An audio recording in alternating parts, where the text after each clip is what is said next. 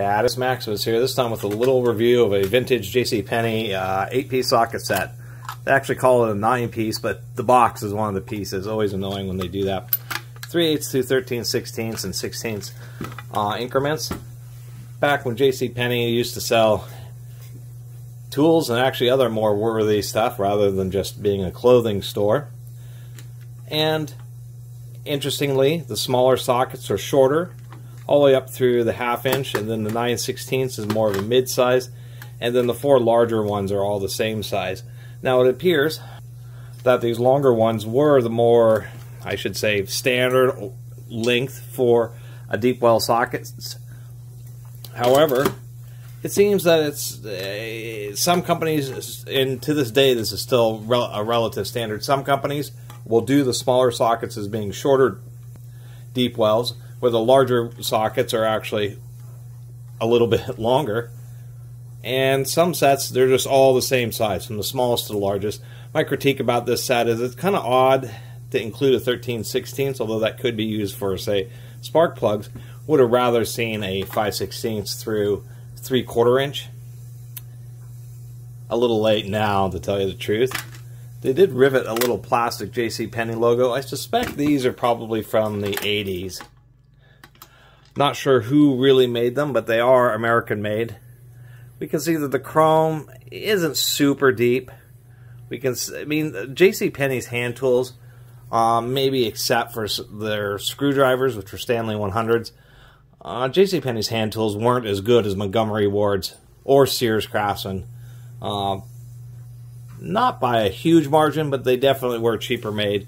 And one of the things is just a little bit more roughness. This is obviously before sockets were fluted, but they do have little undercuts or little areas for holding the ball detent. But you can just see the finish on these just isn't super great.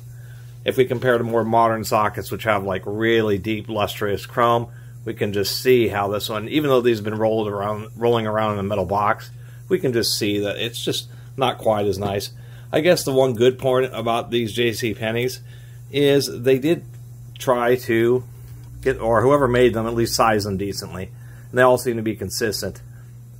This 5/8 is 634, so, and it's 625 for 5/8. We go to the 1/2 inch here, we're at 508. If we say go up to the 3/4 inch here, 760. So they're all, you know, between 8 and 10 thousandths oversized, so, and which is a standard, and that's actually at least good to see. Even if they weren't the best, at least they had consistent sizing and a decent fit. So anyway, I kind of like reviewing these old vintage tools, just kind of one for my older subscribers so they can kind of see what these tools were like, or maybe bring back memories. For newer subscribers, I shouldn't say subscribers, more or less aged or vintage viewers of the channel, just to kind of show how tools were back in, and this would be most people's parents' era, essentially. This would be my parents' era. This would be the kind of tools my dad would have got if he bought hand tools from JCPenney. Last thing I should mention, besides being American made, really nice oversized sizing on these. That's kind of the one thing that's been lost in a lot of manufacturers. They put so small on these. Really easy to see the sizing. Nice deep roll stamps. Anyway, not a lot else to say. Besides just a neat little socket set from JCPenney coming out of New York, New York.